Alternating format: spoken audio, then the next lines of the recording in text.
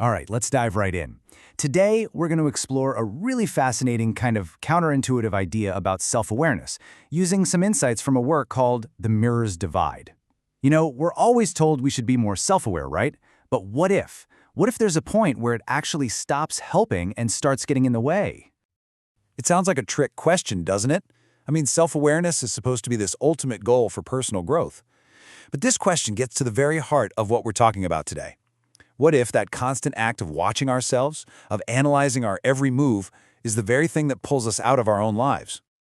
So here's the core metaphor we're going to play with. Just picture your mind as a mirror. It's constantly reflecting your thoughts, your feelings, your actions, everything. Now, self-awareness, that's like taking a step back to look at that reflection. The problem? Well, when you're busy looking at the reflection, you're not the person in the reflection anymore. You're not living the moment. And just like that, this subtle but really profound distance gets created.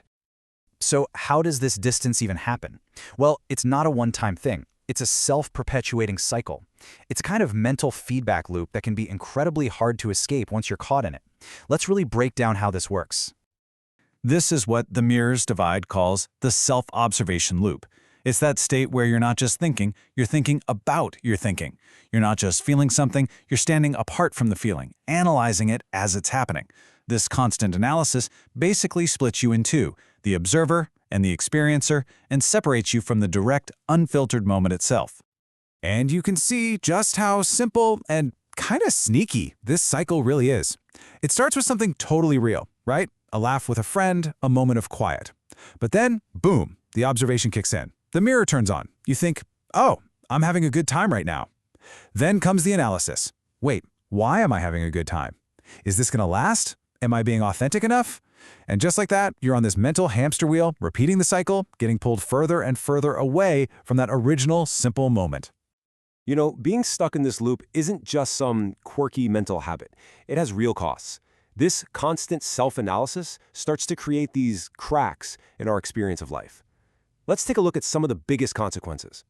First up, and this is a big one, you lose your spontaneity. I mean, think about it. When every action you take is pre-screened and every feeling you have is analyzed after the fact, there's just no room for genuine, in-the-moment action.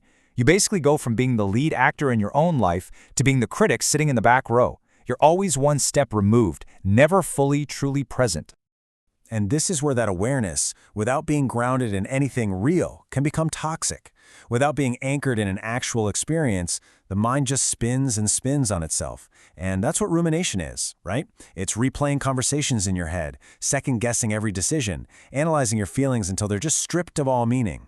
The mirror is just reflecting itself over and over and over. Now this might be the biggest paradox of all.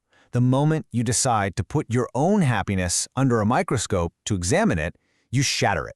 It's impossible. You can't be in a state of joy while you're also standing outside of it asking, okay, am I happy enough? Is this real happiness?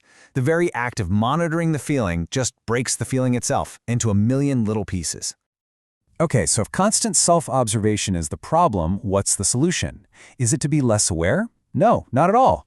It's not about smashing the mirror. It's about learning a new skill, the art of consciously choosing where you focus your attention, the art of learning to just look away from the mirror and immerse yourself back into the flow of life. And when you see it laid out like this, the contrast is, well, it's pretty clear, isn't it? On one side, you've got that constant self-monitoring, that loop we've been talking about that creates distance, leads to all that rumination, and just fragments your experience. But on the other side, you've got this idea of partial immersion. This isn't about being ignorant. It's a conscious choice to engage, to be present, to be grounded in the moment, and to let your experience be whole and unified again. And here it is, this is the single most important takeaway. Happiness requires partial immersion. Notice it doesn't say total immersion. That can be mindless. It says partial. This means we keep our awareness, but we consciously choose to direct it outwards, to engage with the world, with other people, with an activity, rather than turning it endlessly inward on ourselves. True happiness, it seems, lives right there, in that balance. And so we end up right back where we started, with this powerful metaphor of the mirror. The goal isn't to just keep polishing the mirror to get a clearer and clearer reflection of ourselves. The real skill is knowing when to stop looking at the reflection, turn around, and actually live the life it's supposed to be reflecting. So the only question left for you is, when will you choose to look away?